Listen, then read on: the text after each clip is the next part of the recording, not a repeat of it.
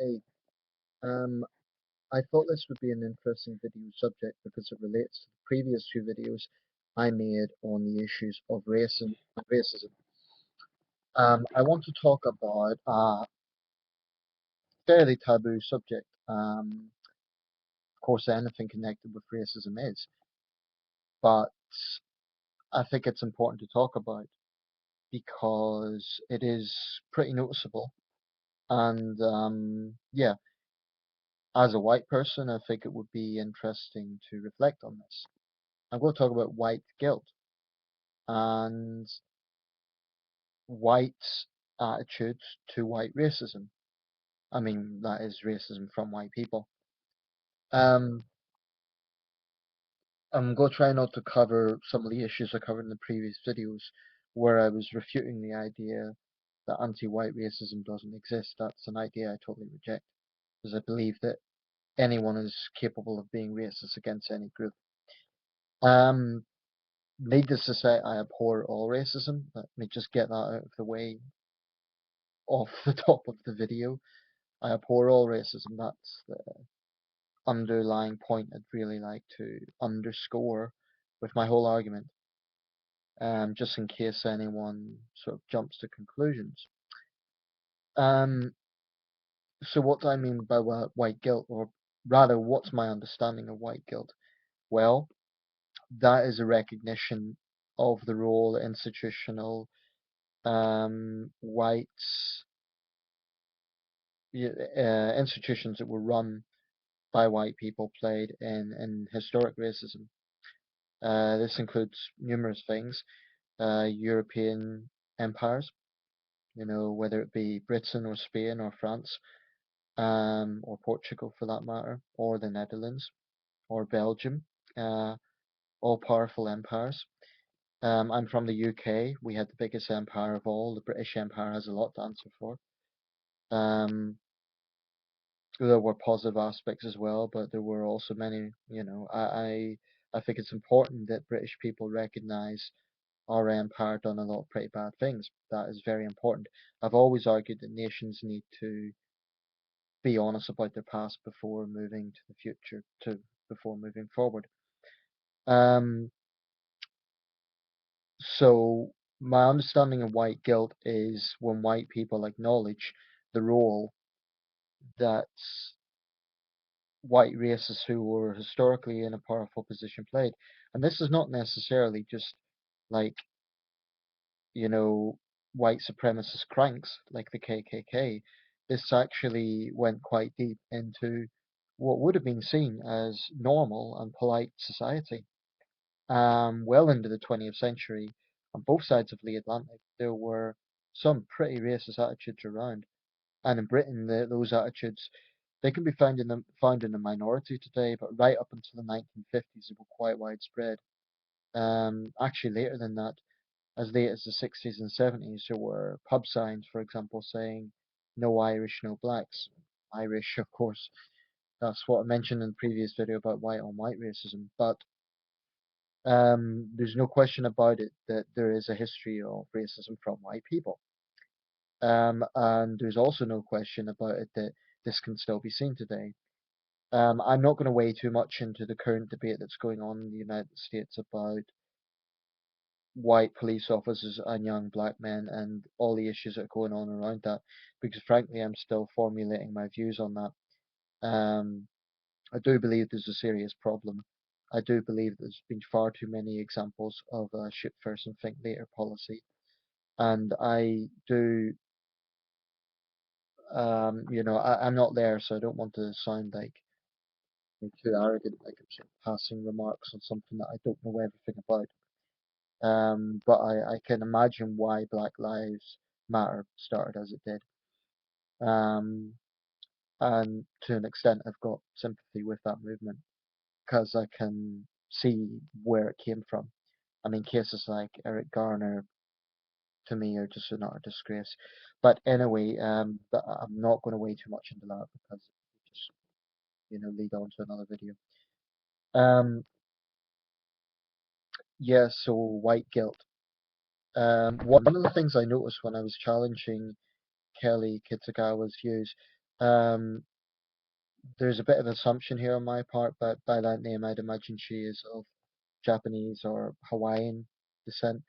Um, I don't know, and it's not my place to say because I don't know. But what I did notice was a lot of her subscribers or the people who were supporting her were white, and I find this rather intriguing.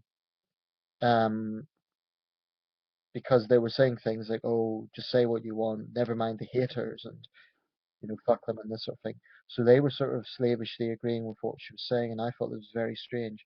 And that is partly what has motivated me to make this video, because I've noticed some of those who are the first to condone anti-white racism are white people. This to me is utterly bizarre, and I do think it ties into white guilt. I'm not going to say that they're self-hating. That's quite a loaded thing to say. It's a bit like calling male feminists self-hating men, which is not entirely fair or accurate. But I definitely believe that they are motivated by guilt at who they are, because they believe that they are personally responsible for what their ancestors done, and that must be what they believe. Because if they don't believe that, then they wouldn't feel a need to condone hostile actions against other white people that have done nothing wrong. I'm not talking here about hostility towards white racists, which everyone can agree is understandable. I'm talking about white people who make excuses for and try to condone racism against white people in general. Now, that to me is utterly strange. And I would ask those people, are you honestly telling me that if someone, for example, called you white trash to your face, you would not be offended? Are you honestly trying to say that? Um, that's just stupid. It is not a clever or enlightened position to take at all. If you don't if you don't feel some defensive attitude when someone is attacking you for something that is beyond your control, then frankly you have a very strange mentality. Because to me it's totally human. It's one of the most human things. Um, it's a bit like as a man, if a militant feminist is screaming in your face because you're a man and you don't feel irritated at the very least by that, my thoughts are either you're willingly subservient or you are foolish, because I think defensiveness is entirely part of human nature. Um, I mean, I don't accept or like what Kelly Kitagawa is saying. Sorry to keep mentioning her, but it's a good example. Uh, but I don't find her attitude that strange because I've seen it before. But what I do find strange is the number of white people who are willing to defend her. It's maybe they know her better than I do. Maybe some of them are personal friends, and maybe they've seen another side to her. Um, maybe that's the reason. But I just find it very strange that there are white people who will make excuses for anti-white racism. This is bizarre to me. Um, I also think it is unacceptable that we're in a situation where white people can't even complain about anti-white racism. To be clear here, I'm not talking about the narrative of white supremacists. They come out with things like, "Oh, there's a anti-white genocide going on," which is just horseshit. And I think when they come out with statements like that, they just make a fool of themselves. Genocide is what happened at Srebrenica. Genocide is what happened in Rwanda. Genocide is what happened to the Jews at Auschwitz. That's genocide.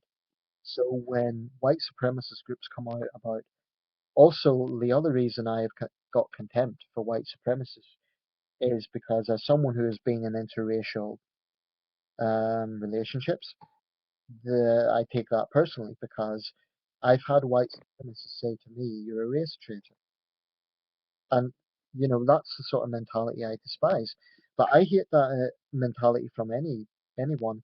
I have come across on some of these videos about interracial dating. I've come across some black women who give black guys a hard time for dating white women. And I'm not going to go off into a tangent about my views on interracial dating, but suffice to say, I think it's a beautiful thing, and I think there's absolutely nothing wrong with it. That's my position, and I've been in this situation, so of course I'm going to defend that. Um, the whole concept of sticking to your own and all this sort of crap, I reject that thoroughly. Um, that doesn't mean I think people should be hostile to, their own ethnic group. I think that's equally stupid. Um, just a quick point about that. If there are white guys who, are always mouthing off about white women, those guys are idiots. And I'm not one of them. If there are, Asian women who badmouth Asian guys, and it's, I think some people have this mentality that because they are something, it justifies their attitude to being hostile to something. In other words, let's say, for example, a white person tries to justify anti-white racism, and they kind of think they've got moral high ground to do so because they are white, but they don't, because they don't speak for all white people. It's a bit like if you have a gay person who hates themselves and tries to justify homophobia. I think the majority of gay people would say you're a disgrace. You're just making life harder for the rest of us. And there's other examples, or self-hating black people, or self-hating Jewish people. Um, I think it's common sense. The way to be positive with others and the way to spread unity and inclusiveness and open-mindedness and tolerance starts from the base. So if you hate yourself, or you have no problem with people showing hostility towards, others who happen to share your ethnic group, then it's a bad start, because then you're just going to go into the world kind of constantly apologizing for who you are when it is stupid. Nobody has a choice over what skin color they have. It's one of the absolute things that we have no choice over. So it's stupid to feel guilty about being white or being black or whatever. I mean, Kelly Kitagawa said white people never feel self-hate. Probably that's true to an extent, but what I would say is the self-hate that some ethnic minorities may feel, it's something that needs to be encouraged. They shouldn't feel that way. Um, I've got some Asian friends who don't want to feel dark. And I say to them, female friends, I say, you're a beautiful young woman. Don't beat yourself up over that. It's stupid. Um, it's just an example, but I just don't understand people who go into this world with a mentality of trying to divide people. It's really a nauseating attitude to me. Um, Also, on wider issues about if government should make reparations and so on for slavery, and I know I'm going slightly off topic here, but it is sort of related. I know David Cameron was in Jamaica recently, and there was some calls for Britain to pay reparations for slavery. Um, the reason that becomes problematic is because if you really use that logic, then all over the world, countries are going to be asking for reparation from other countries, and groups of people are going to be asking for reparations from other groups of people, and it simply isn't realistic. Under that logic, the English can ask for reparations from the Norwegians, or more specifically, the Northumbrians can ask for reparations from the Norwegians because their ancestors raped and pillaged. Not far from where I live, there is a famous medieval abbey called Lindisfarne, beautiful place. In the year 793, there was a Viking raid there, completely unprovoked. The Vikings landed, they burned the abbey down. In my city, Sunderland, they done the same thing in the year 886. So, do Northumbrians therefore have a right to ask for reparations from the Norwegian government because of what their great great great great great great great great great great great great great great great grandfathers done? Now, I'm aware that slavery is much more recent, but that's where it becomes problematic. I believe that, and I think the reason why governments stop short of full apologies is not because they don't acknowledge that it was wrong. It's because an apology then leads to calls for reparations, and that's where things get complicated. Also, that overlooks the fact that the United Kingdom is one of the most generous countries in the world, and I will defend my country. We are one of the most generous countries in the world when it comes to foreign. I'm not sure where we rank, but it's definitely in the top five. So I would argue we're already making reparations in terms of helping out development.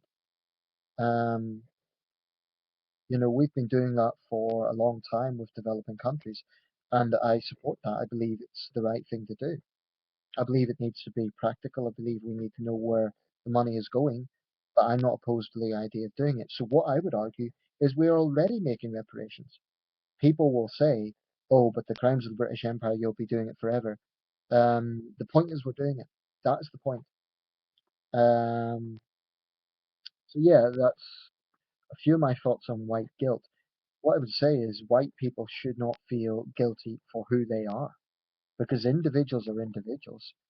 And another point, it also overlooks the fact the number of white people who took some personal risks, I might add, in historic civil rights movements. Um, the film Selma, one of the reasons that was a very good film in my view is because it showed a lot of angles. It showed some northern white people who actually were killed in some cases. There was a young Italian American woman who lost her life because she went to the Deep South to support the black civil rights movement. She was killed by white supremacists. So when there's this crass generalization of all white people, it's also an insult to people like that. Anyway, talking at length here, so I'll round it up now. But I do hope people understand what I'm driving at with this video. The bottom line is nobody should feel guilty or self-hatred for who they are, unless you're a pedophile or a serial killer or something like that. But if no one should feel self-guilt or hatred because of their ethnic background or their sexual orientation or anything that is beyond their control. It is stupid. And that's all I want to say. Because I believe that not seeing that attitude actually creates more tolerance.